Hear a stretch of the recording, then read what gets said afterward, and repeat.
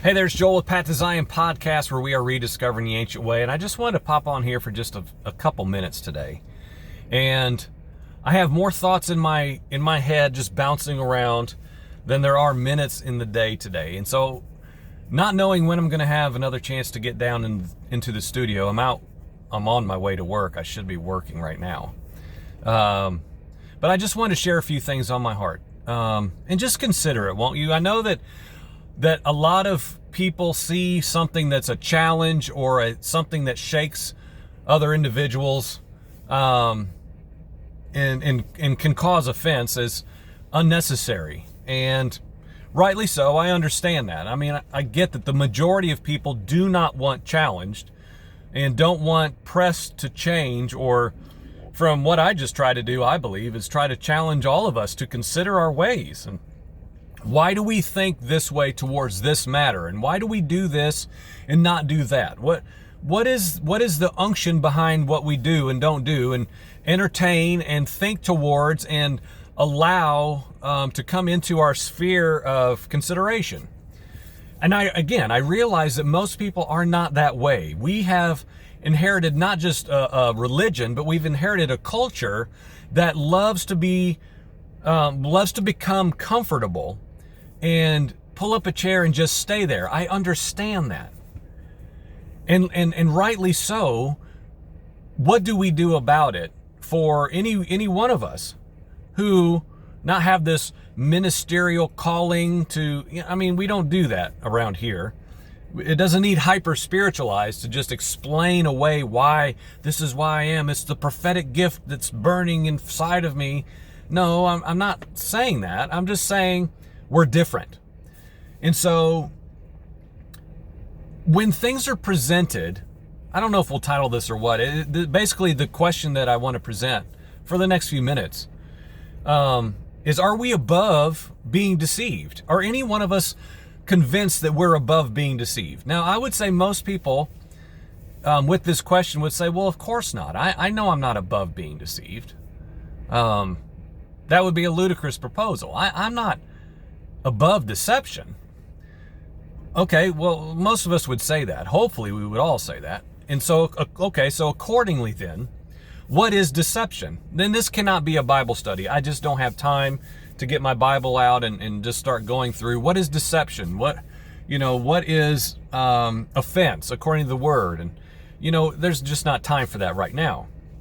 And so what there is time for is to ask, like, a phrase I've been hearing over the last couple days towards something I posted specifically, which I won't get into here either, is, well, that's too much. You've gone too far. You've crossed the line.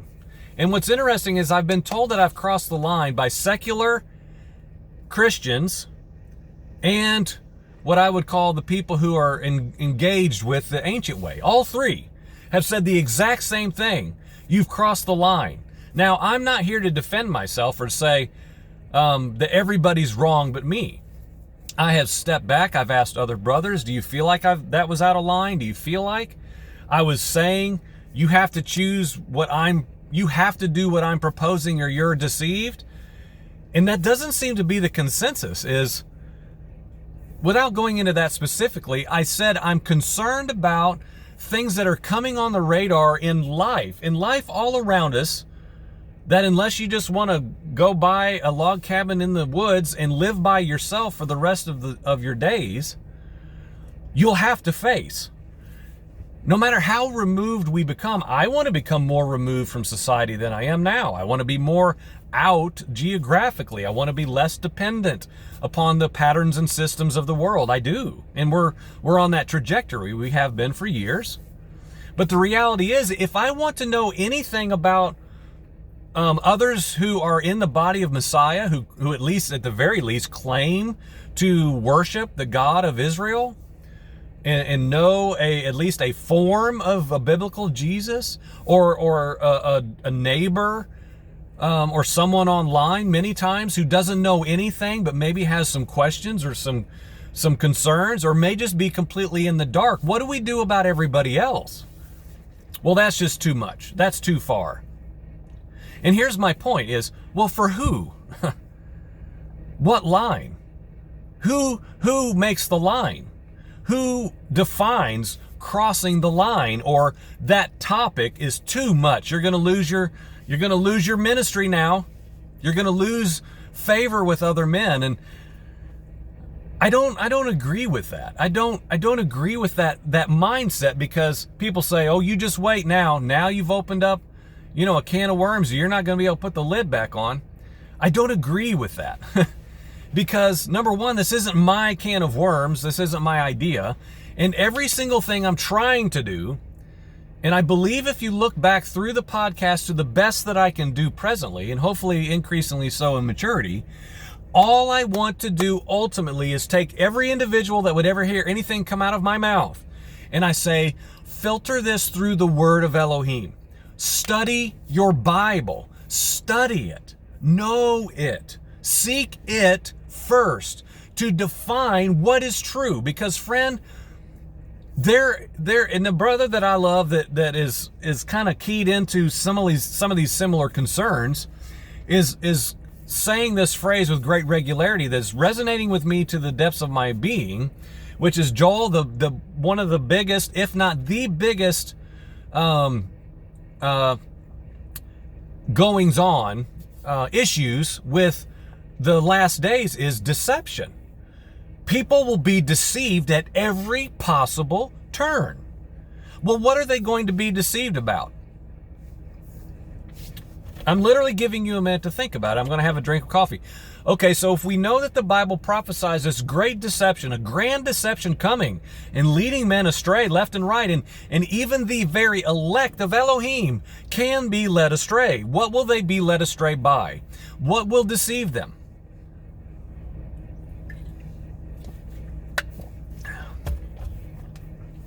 Okay, will it be the Antichrist? Will it be the global elite? Will it be the one world order? Will it be demonic oppression? Will it be drugs? Will it be the V word? Probably can't even say that. Okay, so here's my challenge, and I have to get going soon. You define what is acceptable. I define what is acceptable to discuss within the realm of consideration towards people being deceived and what they would possibly be deceived through, via. You would define that differently than me. You have different boundaries, lines, than I do. Okay? Okay, so I'm in a park. There are two elderly women sitting here at a picnic table. If I went and asked them right now, which I'm kind of like, for the sake of this, I'd love to do, but I'm not going to invade their time, and I don't have the time. And I would say, excuse me, ladies, I don't want to interrupt your morning, but I don't know what you believe with the Bible, but around here in the Southeast, they probably believe the Bible, probably go to church, probably hear sermons with regularity as they have, probably for 60, 70 plus years of their life. I don't know, I'm assuming. And I said, do you believe in let's just assume they do know this. Do you know the book of Revelation, the prophecies of Daniel? Do you know what Yeshua, Jesus, said about the future age? What is it that's going to happen? Well, do you believe there will be a deception? And they would very likely say yes. Okay. What will that deception look like? Now, they would have an answer that's very different than mine. They would have concerns. They would very likely say, well, we believe that this is coming through the homosexual agenda. And I'm not putting this on them. I don't know them. This is for the sake of just an illustration. And they may say, very predictably, it's the Democratic political party. It's the lies about global warming. It's, oppression against Christians, stifling the truth. Child trafficking, they would probably say right now. It's all about that because that's the distraction of the hour. And so they would define what is a coming deception differently than me. I would share with them, if I disclose to these two ladies over here my opinion of deception with detail, as far as I could go, they would literally think I am insane. Why? Probably solely because they've never ever heard it before. They've never heard of that before. And so, friend, when we hear something that we just look at, assess, and write off, I would propose that's something we probably need to not just give our attention to, but ask ourselves why. Well, brother, I've looked into whatever you presented. I've looked into that for 25 years. Okay, but why you crossed the line? You're going to lose everything that you're laboring for if you talk about this. Okay, according to one individual, according to this camp of people, yes. But not according to me, and not according to thousands of other people who are also saying the same thing I'm saying. Guess what, though? You probably just don't see it. Or, most importantly, you see it demonstrated in a different way than I'm presenting it, but because this is what we do, all of us do this. Oh, I know you now. Oh, I know. Oh, you're one of those guys. You're one of those guys. I've seen those YouTube videos. Oh, I know where this is going. And friends, that's just not fair. I try to never do that with anyone else. Peg them. Oh, now I know you. Because here's the thing. And this is a challenge that can be offensive to many people. I understand that, but there's no way around it. It's not like I don't care about people's emotions. I'm very reserved. I'm very careful and cautious with what I say and who I say it around, even on here. I don't put everything I believe out on here. I believe there's wisdom in that. I try to present it in a way that points to Yeshua and points to Yahweh's eternal truths and his spirit of truth, verifying anything that I would present for consideration. And again, I'm always saying, test it through the word, test it through the word. What's the Spirit saying to you? I'm willing to engage and listen if you say something different than me. I have no problem with that. I love that. But I guess what I want to put a thumb on here for just a moment is the fact that we define things differently.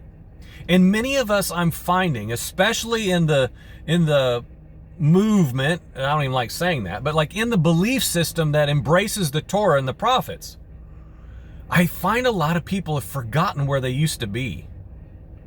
They've forgotten who they used to be. They have forgotten seemingly that they used to be in the darkness towards these deeper things.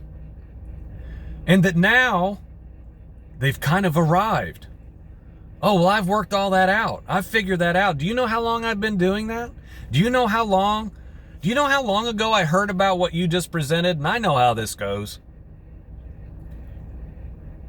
My favorite one, and my wife hears this more than me. Oh, I used to be like that.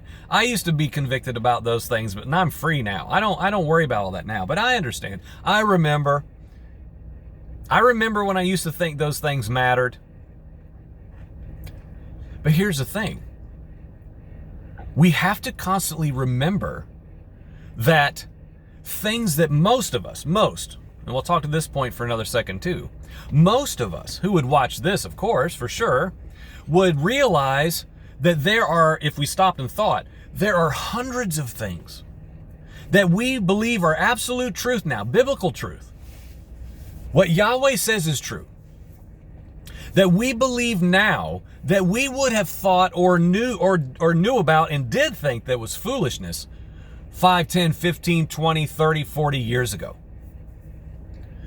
Endless lists of things that if you would have proposed to me 25 years ago, I would have said is absolute foolishness.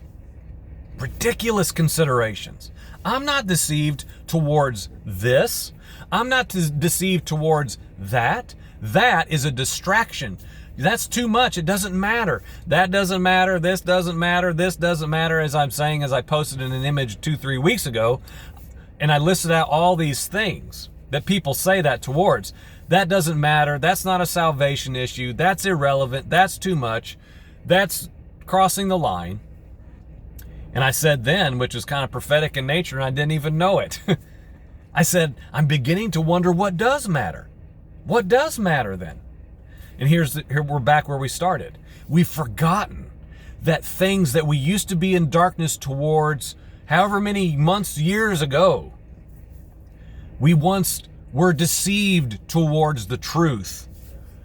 until Yahweh removed the scales from our eyes and the plugs from our ears and gave us an illuminated opportunity to see something for what it is, friend. Whether that's towards his truth or towards deception.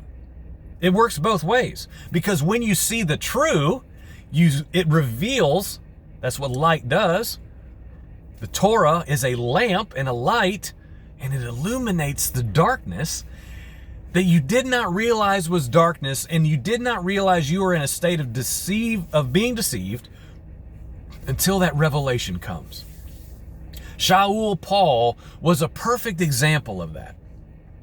A man who had memorized the Torah of Elohim and had an entire compartment of his entire being dedicated to carrying out Yahweh's ways. But when the revelation of Messiah came, he didn't change his name and make him a different human being with just burn everything he knew. He had a revelation of Messiah that was placed upon the foundation of the law and the prophets, and a light came on, literally, in the imagery of what we were given with Shaul specifically.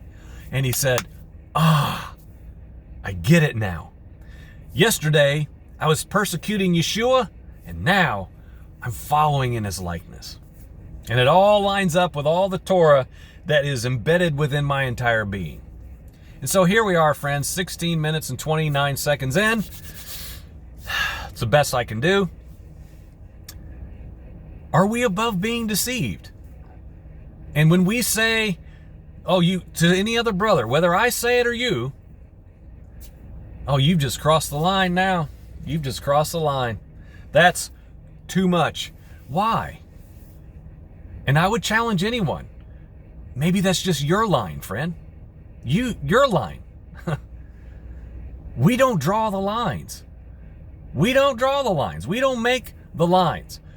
We don't come up with the deception, the distraction. It's already here. I am attempting to draw anyone into a conversation, whether it's in their own mind with the word, or whether it's with me or with another brother anywhere in the whole world. It doesn't matter to me. What is true and what is deception? Because all of us are postured to be deceived. The second we shut down and say, I'm not looking at that, don't care, doesn't matter, that might be where we need to put the magnifying glass, friend. Might. Which is why I'm always saying, consider. I'm not saying, listen up. If you don't believe like I'm about to tell you in the next 28 minutes, you're deceived. I don't ever say that. I never say that on purpose. I did that years and years ago. 15 years ago, I would have done that. I don't do that anymore. Why? Father's humbled me to remember this has got to be spoken in the likeness of Yeshua. And guess what, friend? Yeshua offended a whole lot of people. His message brought some in. A nice lady's waving at me. And it drove some out. He was very offensive. And to bring this to conclusion for your consideration, and I don't say that casually, I mean that. We're entering an age where things are probably going to get much more challenging than they've been in our lifetime. I turn 50 here in a few weeks. I think things are going to get real strange. A lot of people don't want to talk about that. And I understand. But just consider if that may be true.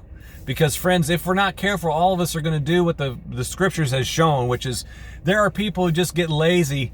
We can get lazy carrying out feasts and Sabbath, friend. We can get lazy learning Yahweh's Torah commands. We can get lethargic spiritually by just going through, maturing according to the word. I'm just desiring to be full, complete, so that there's any chance and hope that I won't be deceived, because I might be. And friend, you might be too. So think about this, won't you? If you got considerations about this, if you got questions, if you've got challenges, man, I've had a full dose in the last week or so. Be gentle if you can. Hopefully we're all striving to accomplish the same thing. Find us over at Pat Design Podcast. at YouTube, Facebook, pathtozion.com. Yeah, join the conversation if you want. Otherwise, have a blessed day. And let's rejoice in what the Father's doing, because there is truth. We just need to find it, latch onto it with all we have. Amen.